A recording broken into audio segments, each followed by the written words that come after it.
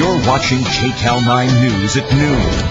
Well, that layer of dust on your furniture can only mean one thing, folks. It is time for spring cleaning. You must have been over at my house. Most of us procrastinate, but we can help make it easier. Lisa Johnson from Maid joins us now. She's got some great tips on how to get the job done. Lisa, I'm glad you're here because I've been thinking about this, and I think I'm a little later than usual this year. Well, thank you for having me. So a lot of people put it off, but you say that it's pretty easy to tackle it if you break it down, right? Don't try to do everything at once. Yes. It's much easier if you start with a plan and put the plan in writing. That will help you stick to it. That also helps you to determine if the plan is realistic or maybe it's too ambitious and you might want to scale it down a little bit. So when you say come up with a plan, I mean, what do you actually have to write down? How many rooms you have to do, and what do you want to do in each room? Right. What your goal is, what you want to have accomplished when you are finished. And that can mean different things for different people. I know for me, when I get started on one thing, it leads to something else, and suddenly I've taken on way more than I expected. You start dusting, and then you start going through pictures. So you say if you have it written down, just stick to what's on the list? Exactly. That's a common problem, is just making the projects too ambitious.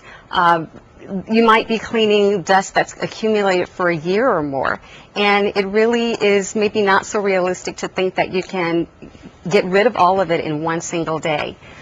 People have to remember spring is a season, it's not a day. You really do have more time to finish the projects than people generally give themselves. And you also recommend don't look at it as a big, huge project. Break it down and tackle it, what, room by room? Right, room by room, that's what we advise. You want to give yourself a success. And the smaller the project, the more likely it will be a success. So it's much better at the end of the day to have finished one room well than to have started on too many projects that you didn't finish, and then at the end of the day, nothing's done. Then it feels punishing. What kind of new products are out there? Because it's important to have the proper tools and the proper products as well. Yes, well, we use a line of green cleaning products that's safe for all surface areas and very user-friendly. It won't aggravate any allergies. So those are the things that people are looking for and that we find our clients are asking for. But when you're about to start cleaning, you really just want to make sure that you have the products available. Nothing's worse than waking up, you're finally going to start the project, you have your momentum going, and then you don't have the products. Now you have to go to the store, you're completely derailed, and you don't go back to doing what you wanted. Again. Exactly. That's the excuse we are looking for. Exactly. Even if you keep things like out in the garage or something like that, then you're going to run back and forth and get what you need. So you should gather everything once and put it where you need it. Right, right. If you've seen professional cleaners, they usually have a little basket or a bucket that they carry around with everything right there at their fingertips. Right. It saves so much time to make sure you have everything you need before you get started. Also, that goes for any help that you might need, any assistance.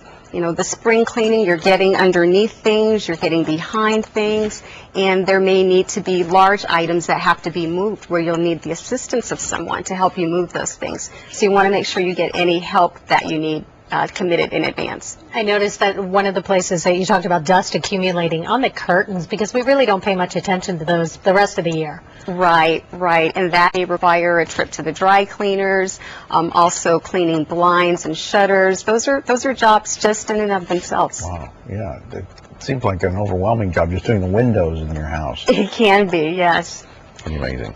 And you say that when you get down to it, make sure you do your dusting first, huh? Exactly. When you're dusting, you're picking up hopefully most of the dust, but some of it will be aerated. And then when it aerates, it's going to settle back down on the floor, which means that if you vacuum first and then you dust, you'll have to vacuum again because all of the dust that got aerated as you were cleaning is going to settle on the floor. Works that way with crumbs on the kitchen table, too. Definitely. So we always advise work top to bottom, left to right, so that you have a pattern and it's easier to not miss something. Okay, got it. We're ready to go. Lisa, thanks. Thank you. For more on the Maid services, just go to KCAL9.com, click Seen on TV. We've got all of Lisa's tips right there for you. I'm all amped up now to pick up the phone and call Maid. That's what I'm going to do. Thanks, Lisa. We're getting a little warmer today.